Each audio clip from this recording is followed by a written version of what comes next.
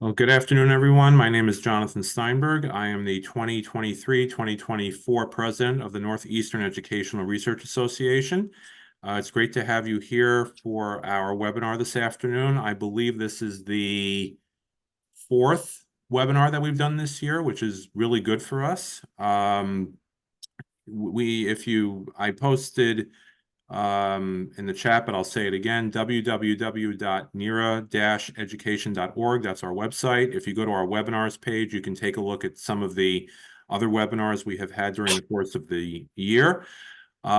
Just one quick note, we just closed our portal for our conference submissions for this October's conference in Connecticut, but there are still opportunities to be involved, certainly by attending the conference.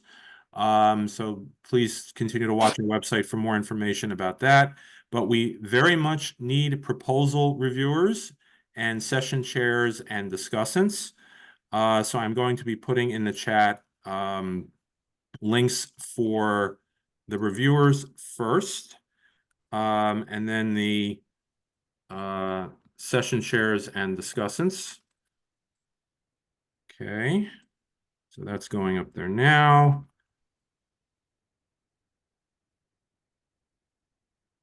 Bear with me one moment while I do the copy paste thing. Thank you for your patience.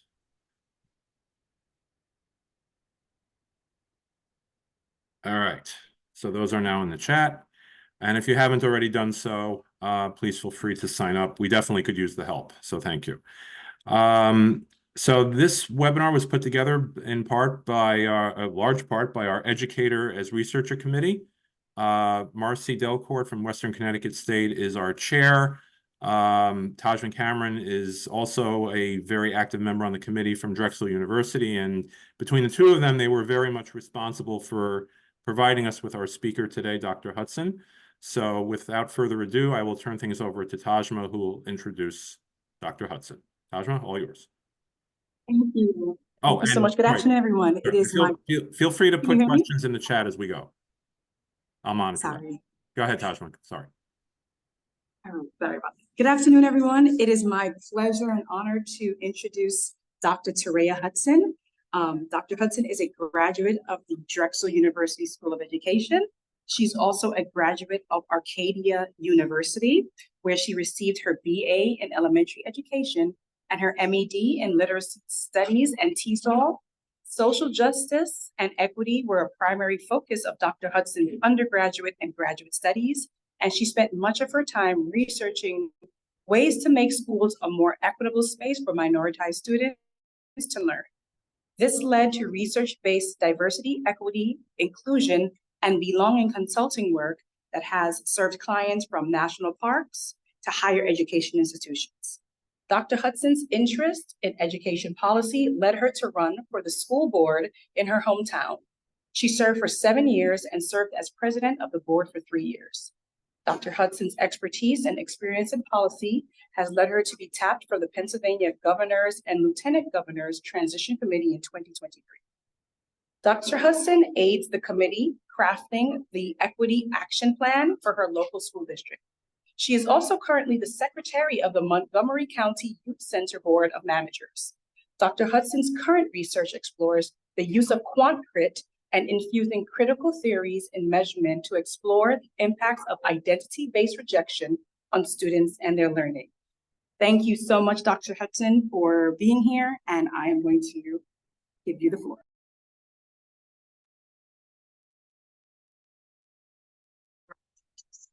It's a lot to do. I am going to share my screen now. So hopefully everyone can see it.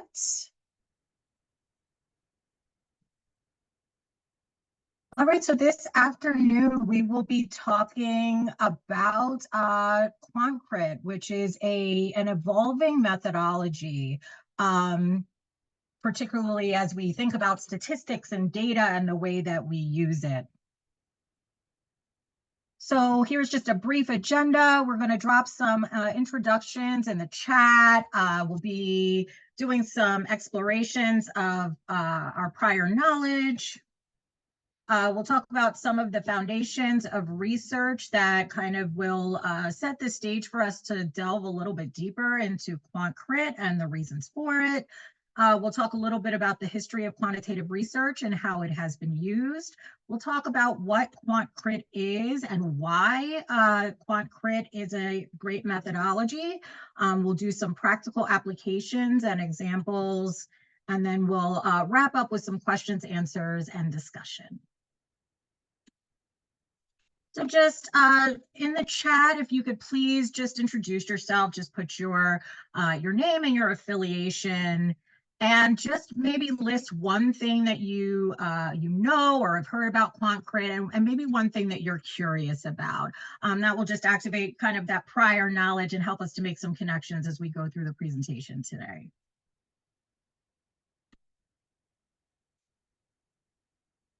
Okay, so we're going to go through just some foundations of quantitative and qualitative research that I'm sure all of you are familiar with, particularly if you've gone through any sort of research program. We're going to talk a little bit about Denzin and Lincoln and Guba and Lincoln today. They're primary people that we learn from as researchers. And so when we think about the historic situation of quantitative research in comparison to qualitative research. Quantitative research, we have a researcher stance that is primarily objective. There is a value placed on being apart from the research, standing back from the research and looking at it from a very detached kind of worldview. The inquiry aim is hypothesizing and substantiating through some experimentation and scientific evaluation. The measures of quality are really going to be that validity and reliability. We want to be able to generalize the way that the experiment or the research is structured, and that should be, that's the value, is to be able to generalize that in multiple settings. Really that value of objectivity. And then sampling is usually done kind of standing back again from that detached point of view. There's not much engagement with the participants. Experience is not really considered very heavily. And we really like that random kind of sampling. And when we think about qualitative research, the researcher stance has kind of evolved, especially as we think about critical research and postmodern research, for the researcher's stance to be immersed in the research and be a part of the research. The inquiry aim is not about numbers, but more so about experiences, about words, about understanding people. Measures of quality are being true to the experiences of the participant and being able to say that what is being reported is very true to what the participant has said and experienced and expressed. It values making change, and especially, as I said, in the more critical types of qualitative research, this idea of making change, being an advocating voice and transforming society is something that is at the forefront of the more qualitative research that gets into critical theories and postmodernism. And then there's kind of some varied sampling, but engagement with the participants and selecting specific participants based on the phenomenon being studied is really accessible. And these are very, very general, broad strokes. But this just gives you an idea of kind of how each has been situated in the past. And for quantitative research, many scholars believe that this is the highest, most rigorous methodology in research between the two types. But the big overarching question as we kind of dig deeper into QuantCrit is quantitative research truly that objective?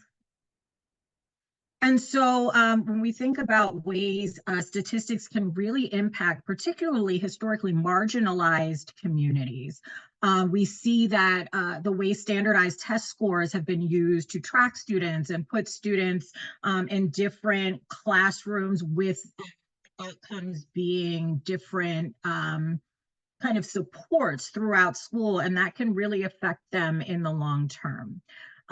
We have behavior statistics leading to disproportionate referrals of children of color to special education, but also referrals into the school to prison pipeline. And so again, these numbers that are supposed to be objective have really created impact on historically marginalized communities.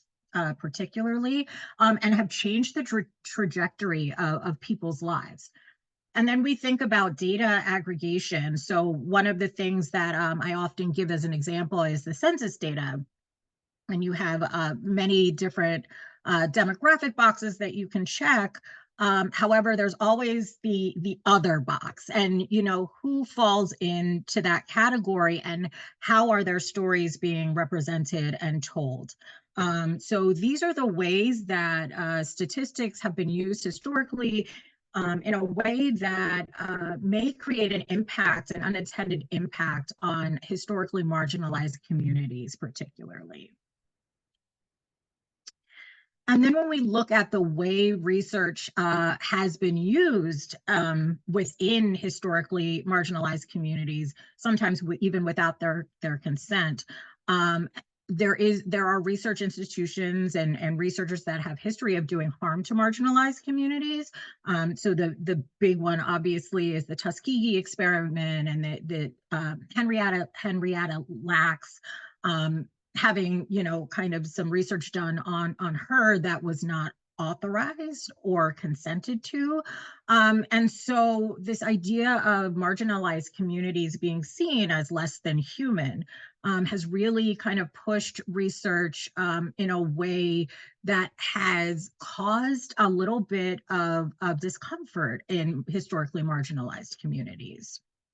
And then going off of that, there are some foundational and seminal research and theories that are grounded in these really Western-centric beliefs. And so when you have research that are grounded in one way of being, one way of knowing, one way of thinking, we tend to not see the people who are on the margins. So a great example of this is Rothenbrenner's ecological systems theory, which is often used in education. It's a foundational theory in educational research. But it is really situated in a very Western-centric way, the way the family is viewed, the way institutions are viewed. They don't take really into account the way that collectivist cultures and other minoritized communities approach systems and the way systems operate within their lives. And Freudian theory is also an example of a very Western, very individualistic type of theory that focuses more on the individual and Western-centric ways of being than other communities. And some of these instances have led to the weaponization of statistics and quantitative data. And so again, it has created this mistrust of research within communities. And this is an important thing to keep in mind when we think about random sampling or we think about recruitment for studies. What does this history, this context mean as we are looking for participants to participate in our research? So just one of the things that I would love to keep at the forefront of our conversation today is how much context matters, and particularly historical context.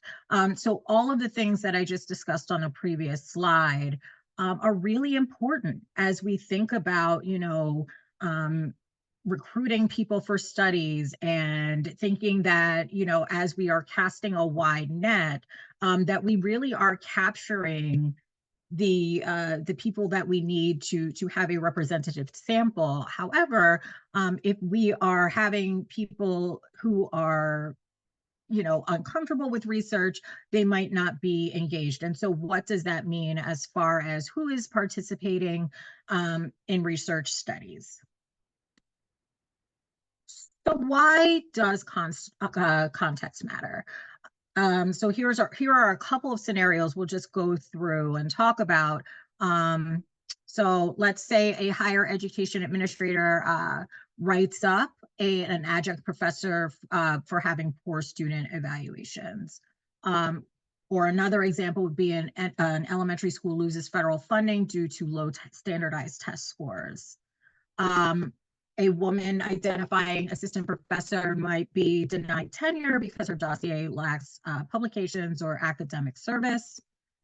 And another example is a child gets suspended due to a 3-strike behavioral rule. Now, these are all situations that could happen based on data, right? And these decisions could be made based on data, and they could be considered objective, right? So, you have the information from the student evaluations, you have the test scores in hand from this elementary school. Obviously, you can count the number of publications someone has, or how much academic service someone has engaged in. Or, if there is a 3-strike rule, there is often documentation. However, when we look into the additional context that comes with being familiar with history and societal implications, we might see something like an adjunct professor at a conservative-leaning university insists that the class uses the student's proper pronouns, regardless of how they feel about it or their comfort level with it. We see that this elementary school that might be losing funding due to standardized test scores might be chronically underfunded, high teacher turnover, and that the exams in and of themselves are not relevant or connected to their own experiences.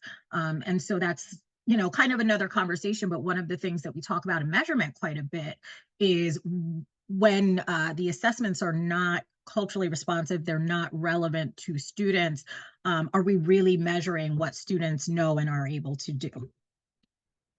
And so we look at this idea of this assistant professor might have 3 children under 8.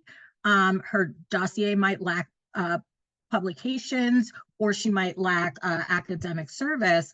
But what does kind of the societal implications of her gender have to do with the way that she can meet those requirements? And what has the university done concurrently to support her in overcoming some of those challenges and allow her to be successful? And then finally, with the child being suspended, so let's say it's a neurodivergent student who is spinning their ruler, which is a situation which is quite common. If you're in class, the child might be what they call stimming, or they're putting their head down on their desk because the fluorescent lights are too bright, and their teacher has asked them not to do that 3 times, and then they are suspended. So you can see how the additional context and the historical implications behind each of these scenarios really shift the idea of the data and what the data tells us. It tells a very different story than what is initially presented. So how can we as educators, as practitioners, as researchers who are educators and educators who are researchers ensure that our quantitative research considers that very, very important context? And that is where QuantCrit enters the chat. So critical quantitative research, also known as QuantCrit, it acknowledges that quantitative data is a valuable way to collect and gather information on a given phenomenon. It's not centered around this idea that, quantitative data is bad, or that collecting quantitative data or numbers are less valuable than qualitative data. It doesn't say that methods are inherently good or bad, but it really focuses on the way that these quantitative data are used. It infuses critical theories. It started out with critical race theory, but now there are quantitative critical quantitative methodologies that use tribal crit, queer crit, critical feminist theories, in order to kind of underpin quantitative research so that we see the numbers in such a way that we are getting that also important context that we discussed on the previous slide. So QuantCrit is really open to this notion that experiences can shape reality. And so it shifts out of that more post-positive, positivist leaning notion that there is one truth, there is one reality, there is one way of knowing and being, and shifts in more into those critical theories that think about, you know, bringing in people to the center from the margins, understanding that truth is different based on experiences and perspectives. And it kind of turns the idea of one single reality, one single truth on its head, and takes into account multiple perspectives, which is not usually done in historical quantitative research. So there are 6 tenets to QuantCrit. Just like critical race theory has tenets, QuantCrit also has tenets. So the first 3 are here on this slide, and it very similar to critical race theory. QuantCrit discusses how inequity is ever present and built into the fabric of United States society, particularly racism and sexism. But again, QuantCrit is starting to expand. And so in that expansion, there are other levels and layers of oppression that are being looked at and interrogated.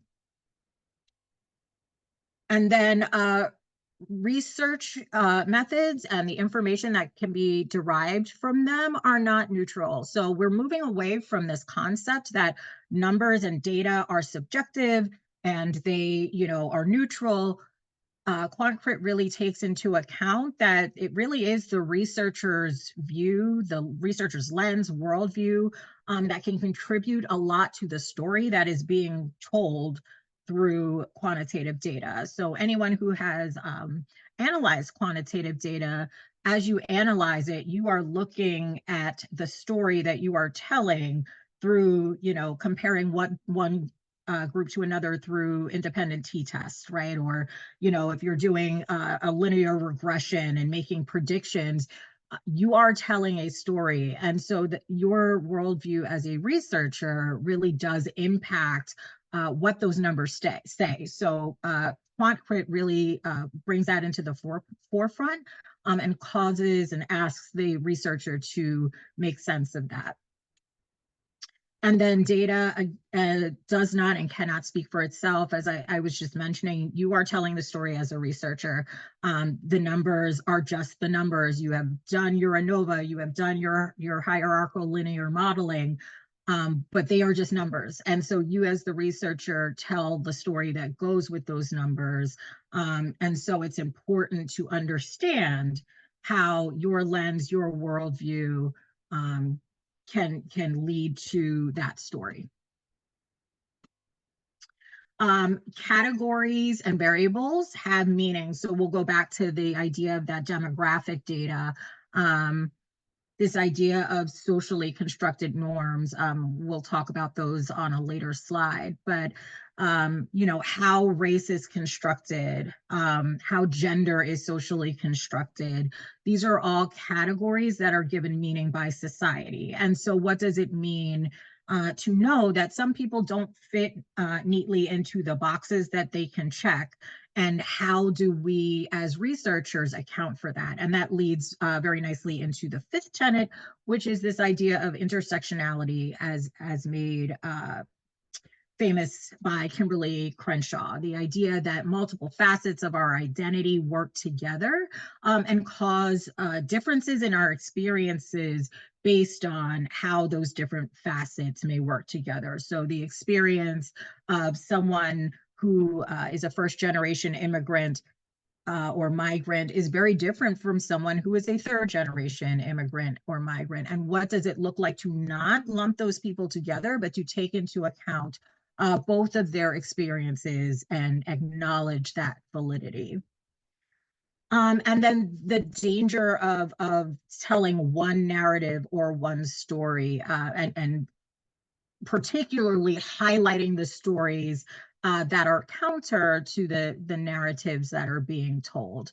One of the things I appreciate quite a bit about Patricia Hill Collins' work, who coined Black feminist thought, is she talks about how Black women in her work are they all have different experiences, and they may have common experiences or common challenges, but the way that they approach those challenges are all very different. And I think that is true for most groups. And so what does it look like as a researcher to start interrogating the stories that are counter to the stories that we have been told over generations and as researchers?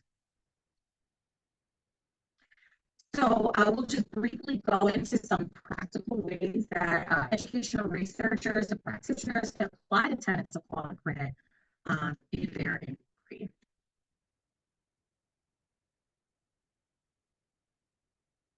Okay, so just acknowledging that racism and sexism and these kind of layers of oppression are ever present and built into the fabric of society, that really just takes the idea of acknowledging some of the societal and political influences when formulating your research questions.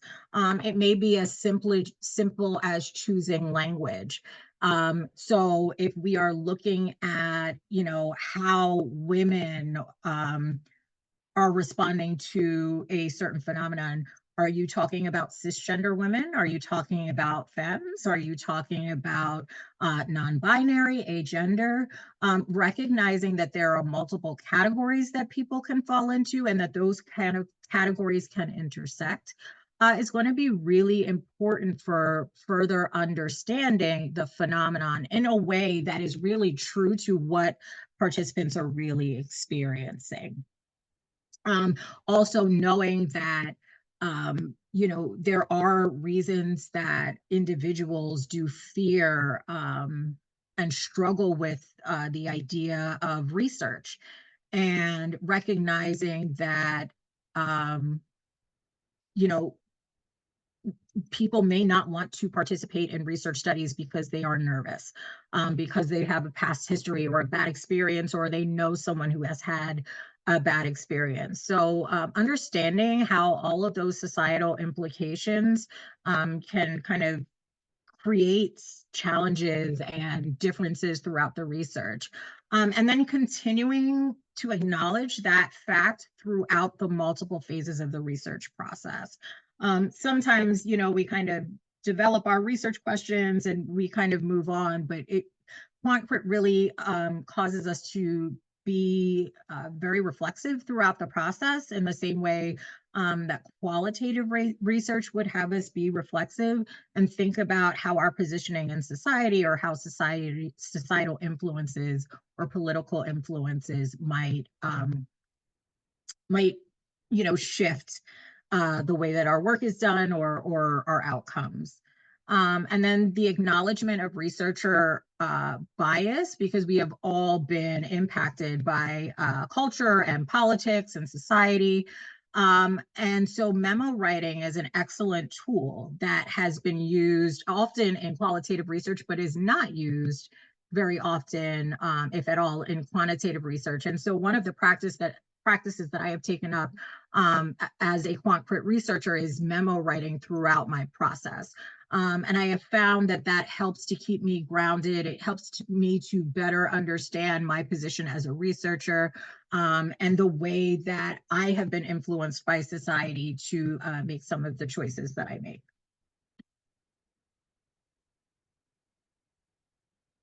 And then just the second idea that the second tenet, that there is no research or methodology or method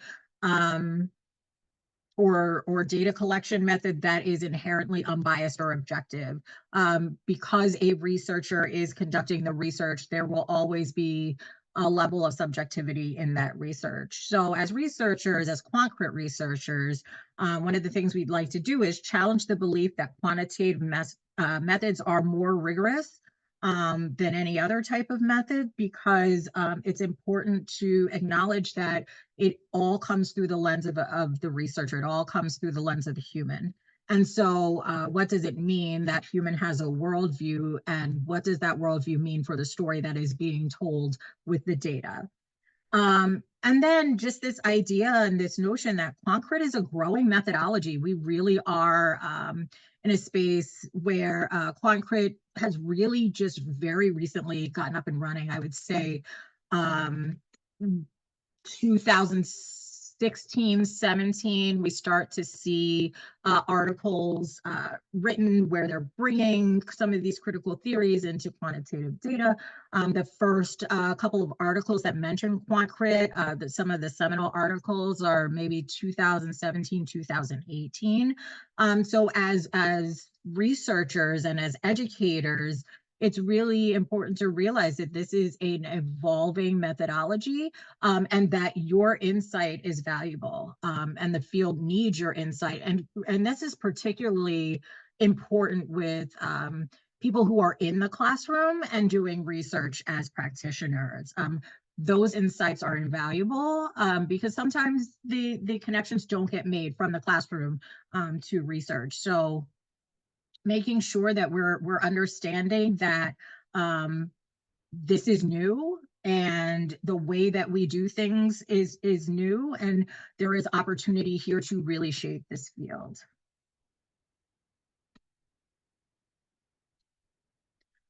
And then data cannot and does not speak for itself. So recognizing the power and the privilege that researchers have, and the concept that you have a worldview, and that you are viewing things through a certain lens, and that this lens shapes the way that you tell the story of your data. So this is an important point to be thinking about. Again, memo writing is a great tool for this.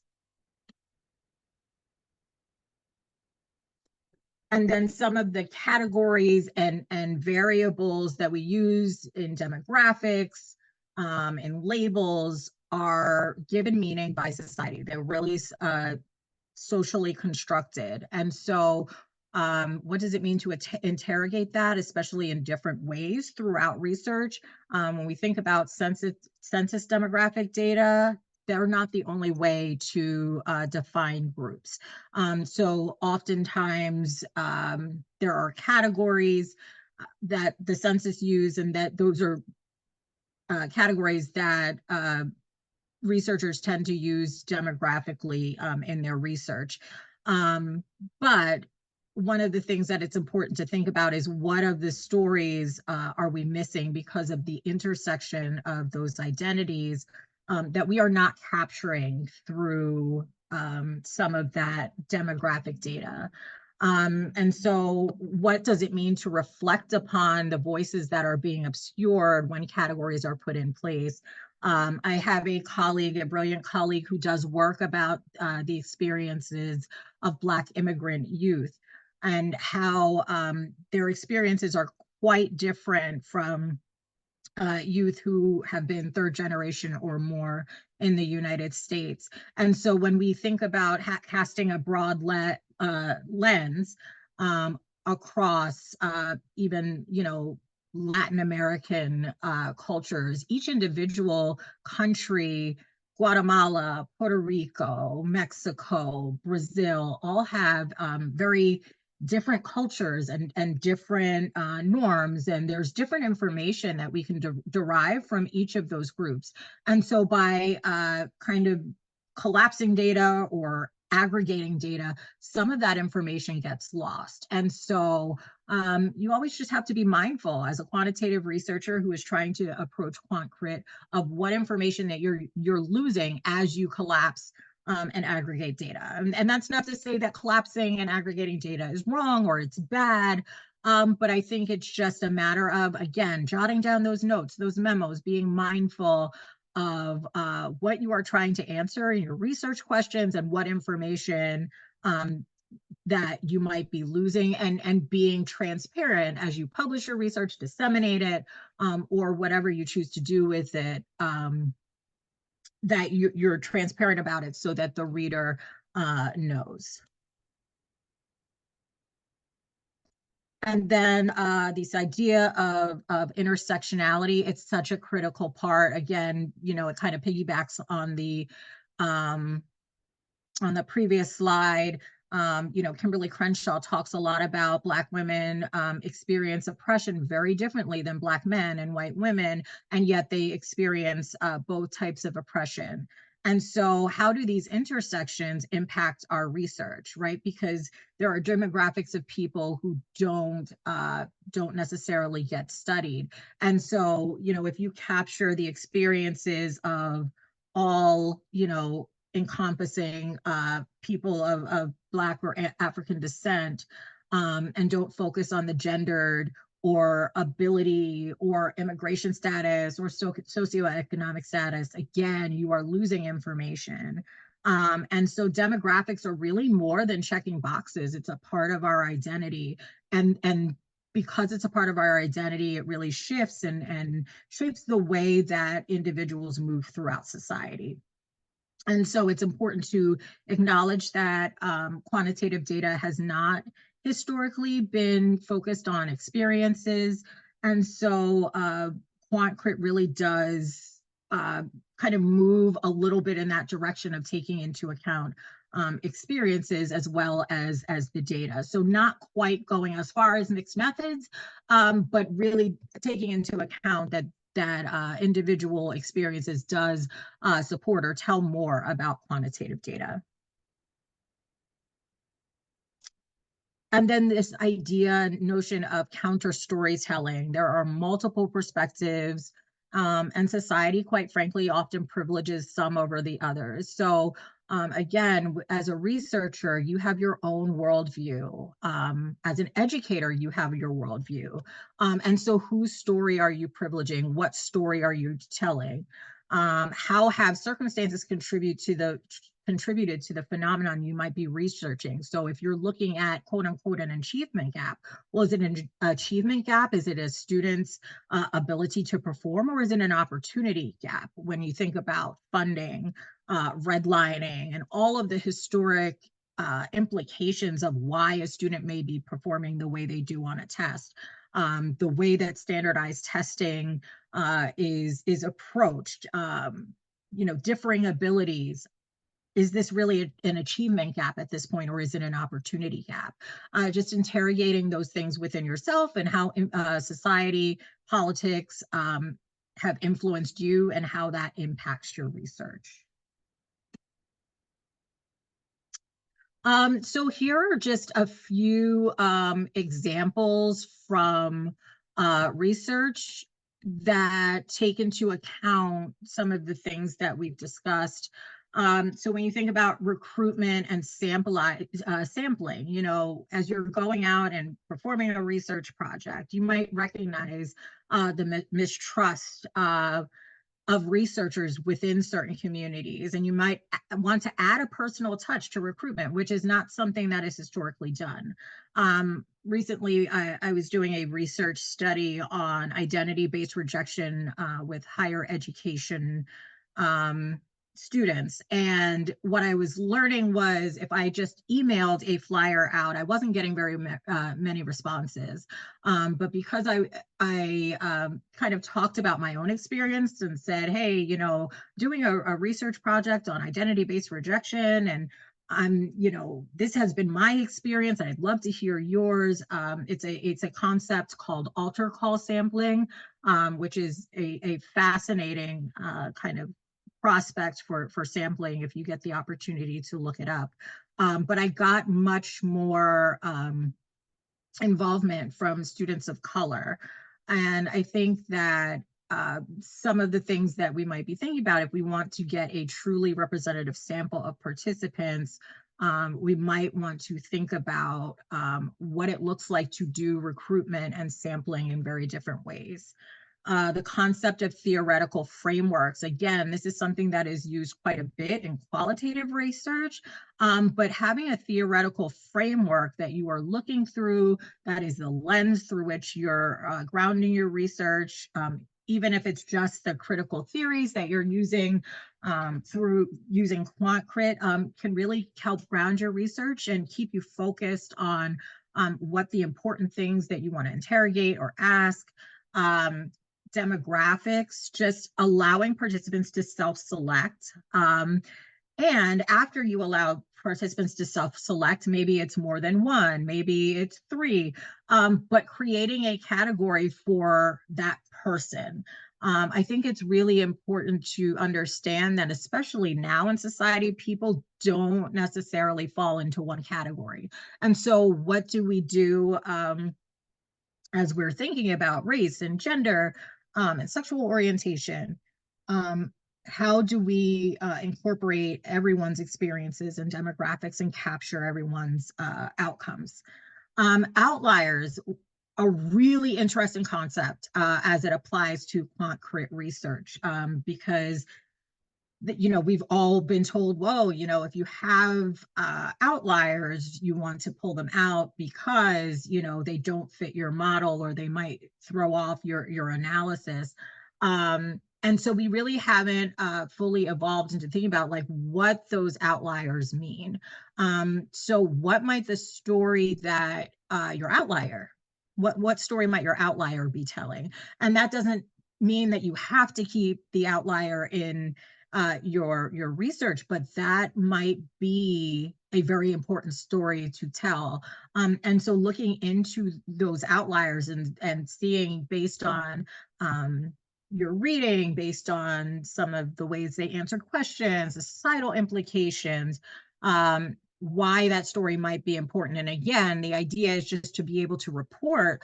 So as they're, as you're disseminating your research, they're able to, your reader is able to understand better. And then statistically insignificant findings. Again, what stories does that tell? And it's really just about interrogating, unpacking, challenging, working through some of the quantitative data in a way that we haven't necessarily been trained to do before. And so what are you finding that is statistically insignificant that might be telling a story?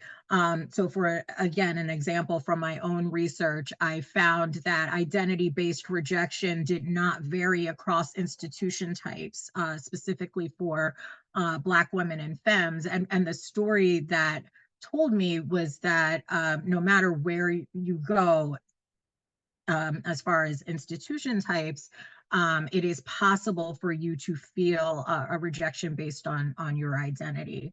And so what does it look like to unpack that, and what stories does that tell?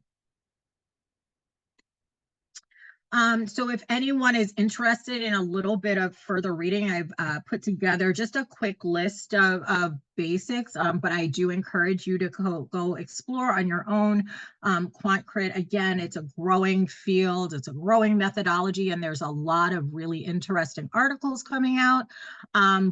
But the Baker article, just this idea of using critical race theory to talk about Rate My Professor, fascinating work. And again, it goes to the example I spoke about before of, how are we evaluating people and what is the lens that we're looking through for evaluation.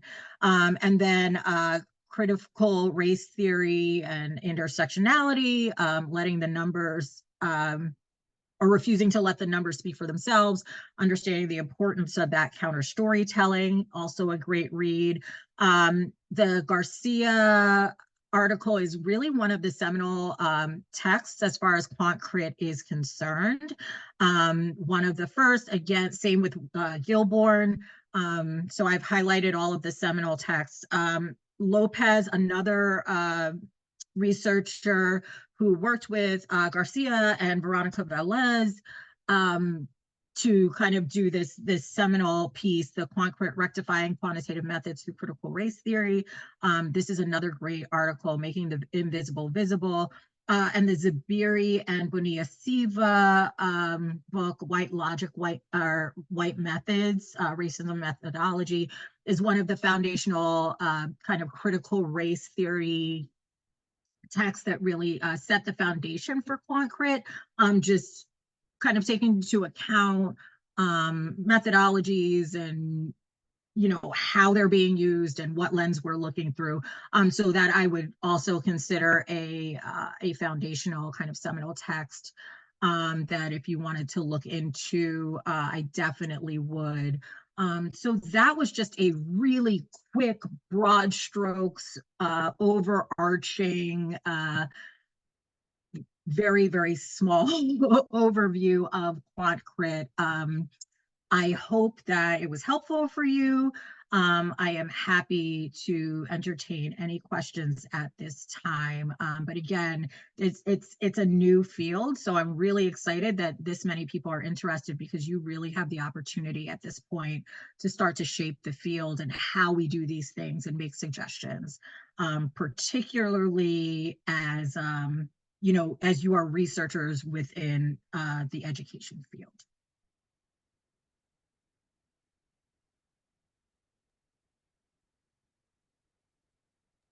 Well, thank you very much, Dr. Hudson. This was truly amazing. As I put in the chat at the beginning, when I was introducing myself, I had not seen this presented really at all before, even though I've been doing heavy quantitative work now for 25 years. And some of you do know me almost that long, but this was really great to see. We do have one question. Sarah Finney from James Madison asked a really good question, and she's a great advisor. Some of her students are here. So she has a very good question here. Sarah, I don't know if you want to come off mute and ask your question. Oh, did we Sure. just... Can you hear me okay?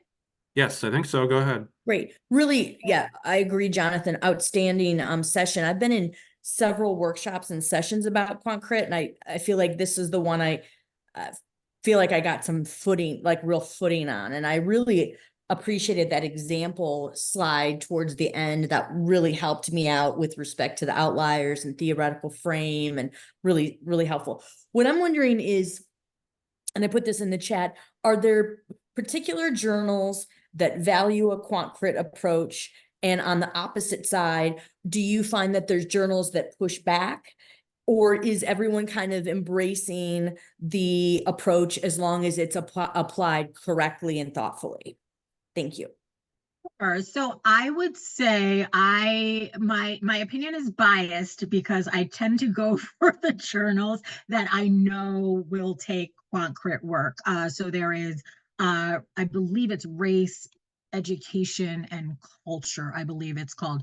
That is the one that the first seminal text on QuantCrit was published in. And even some of the journals that take more qualitative pieces are starting to take more QuantCrit pieces. I have been nervous, honestly, to try some of the more quantitative journals and even the measurement journals with some of these things. But I would say, just because, again, it's such a new methodology, give it a try, see what's happening. I am, happy to collaborate with people, just kind of shaping the field in that way.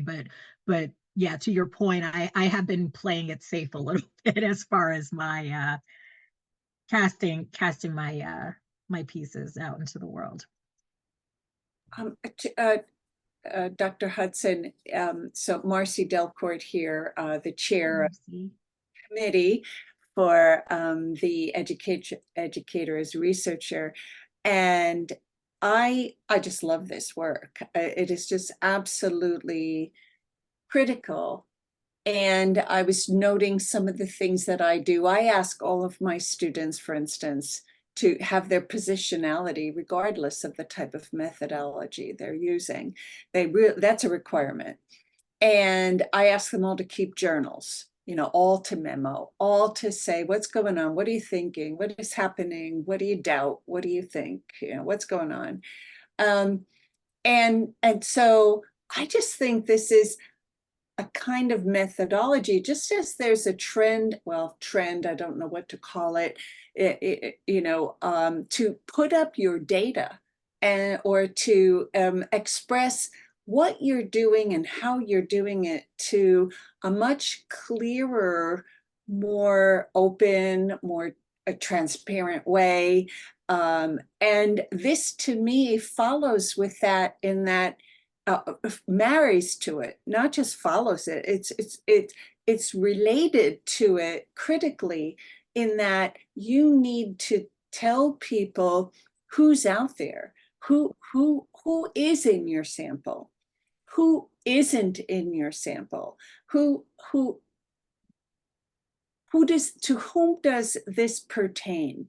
And I think that is at the heart of this. I mean, certainly it's giving everybody a voice, but it's also saying whose voices are here and whose are not. And I just think that when you put it that way, I don't even know why any journal wouldn't agree to that. And so I just put it out there for everyone to be more thoughtful about about how you collect your data, or how you think about it, who's in your study. And I would just appreciate this presentation, and want to thank you for your work in this area, and everyone else who's on this call, all your work in this field. Thank you so much. And I think one of the things that I think is really important that you brought up that may create some tension is journal articles are only so long, right? And so what does it look like to figure out what to include and what not to include? You might not have enough space to include a lengthy paragraph about your outlier and why you decided to remove that outlier, or why that person, or why you kept that outlier within your data because you thought that was an important person. And so some of these tensions we're still going to have to wrestle with, because this is an evolving methodology. And so part of the memo writing process as a researcher is keeping track of, like, what do you think is important to share? How can we, can you do it in a conference presentation, but maybe not do it in a paper? How do we get this information out into the world? And I think those tensions are going to come up, and that's not necessarily a bad thing, but just being creative and thinking about, what it looks like as the field continues to evolve. Yeah. And if you put them in and keep them out, and you analyze it several different ways, what do you get? Mm-hmm. Mm-hmm. And, so I just appreciate so much your work and thoughtfulness in this field. Yeah. One thing, and then we have time, I think, for one more question from Monica Erbacher, which we'll get to, but I'll just say, advice I always give people is sometimes your limitations are just as important, if not more so, than some of your conclusions, because of circumstances beyond your control. And there's only so much you can put, as much as you should put stuff in your methodology section about explicitly how you treated everything. You can't, like you said, there's limits on space, and you just can't get to everything, which is why you hopefully can do that in your limitations section. All right, Monica wrote a very lovely, thoughtful comment in the chat, so I'm not going to read it all back. Monica, if you want to come off mute and ask your question. Sure, thank you. And I'll try to be succinct. It's a little bit kind of jumbled in my head, I'm sorry, but thank you so much, Dr. Hudson, for this presentation. And to echo Dr. Finney, I feel like I finally kind of have ground to stand on and a place to start. And I've been, trying to figure that out for a while. And this was so clear and kind of, here's how you start engaging. And I really, really appreciate that. To me, QuantCrit obviously adds a ton of new things to think about and a ton of novel issues that we need to address, but it also relates some to some issues that we've been fighting for a long time about the use of p-values, other statistical issues that are really common that, you know, lead people to p-hack and to try to get giant samples and to avoid looking at smaller groups. And a lot of these things that tie into some of the issues that QuantCrit highlights. And from a statistics standpoint, it's been really frustrating because I feel like we've been fighting that for decades and we've seen a little bit of progress, but not as much as we'd like. And so do you have any advice on what can we do beyond just at our individual level, you know, implementing these things and starting to do these things in our own research? Is there anything kind of larger that we can start supporting or thinking about or focusing on? How do we move the needle faster, ideally, if there is a way to do that? Thank you so much. Absolutely. So I have a couple of ideas, and I think it really depends. And, you know, being a newer early career scholar, it's really challenging for me, particularly because I'm trying to figure out like who I want to be in the field, but I'm also trying to get a job, right? So and keep a job. And so I think there are a couple ways you can go. I think, you know, there are some people who are like super comfortable with the burn it to the ground approach and you know, critiquing and heavily critiquing and all of that. And that's not a bad thing. I think there's room for all types, but there are some people who would prefer to play it a little safer. I don't think it's wrong to write a critique article, right? I don't think it's wrong to write a response article.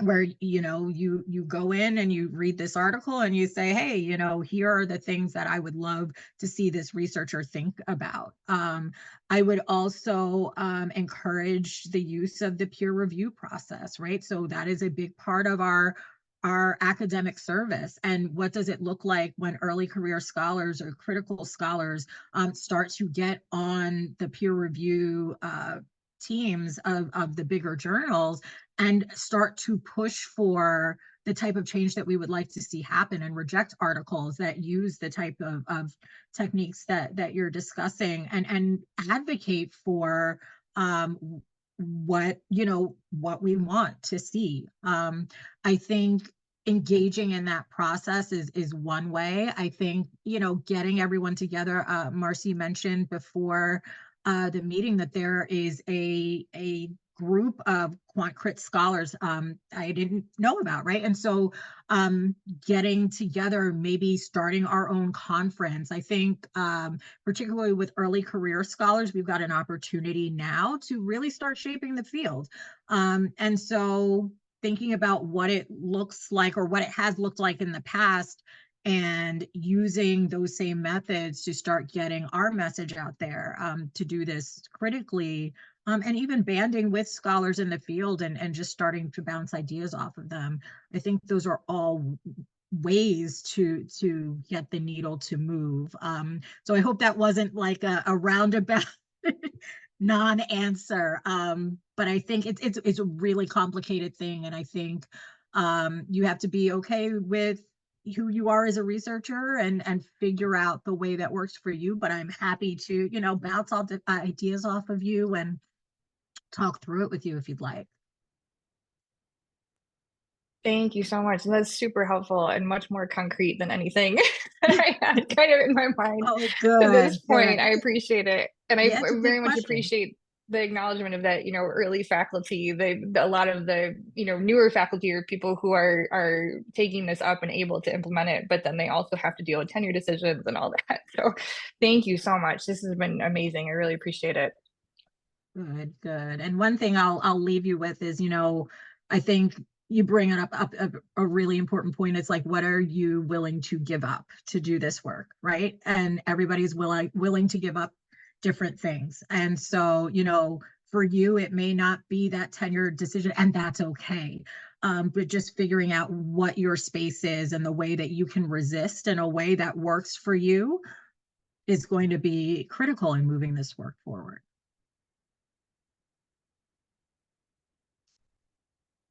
I think we have just one last thing here. Let's see here. I think from Laura. Yeah. What is the best way for people to get in touch with you, Dr. Hudson, if they're interested in talking to you more? I will put my email in the chat. I am also on LinkedIn. Feel free to send me a LinkedIn message. And don't be afraid to ping me a couple of times if I don't get back to you right away. You know, kind of doing all of the things as we often do. But yes, I am very happy to engage with you about this work, collaborate, think about different projects. I would love to, you know, think about like what this looks like in the future as we're shaping the field. So yes, please feel free to reach out to me. Questions big or small, or what your thoughts are, or, you know, challenging some of the things that I brought up. All good, right? All good for discourse and moving the field forward. Great. Well, I want to thank Dr. Hudson again, and I want to thank Marcy and Tajma for helping organize this session. And I know some people had to drop off already, but you know, we were glad to have such a great turnout for this session. As I said at the beginning, we have recorded this, so I will make sure it gets up on the NERA website and link to our social media that it is posted once I can get that done. But just as a reminder, our conference is Tuesday, October 8th through Thursday, October 10th in Trumbull, Connecticut. The theme, and this session fit right in with the theme of promoting social responsibility in educational research. I think it's going to be a great few days, and we look forward to having as many of you come as possible, whether you're presenting or just attending to hear about what's going on in the field. And definitely let your friends know that we are ready to put on a great show for you, and my conference team and I will do the best that we can to make that happen. So with that, have a good evening, a good summer, and you know, look out for more information on the conference as the months go on. But again, thank you all for attending. I'm going to stop the recording. See you all in October.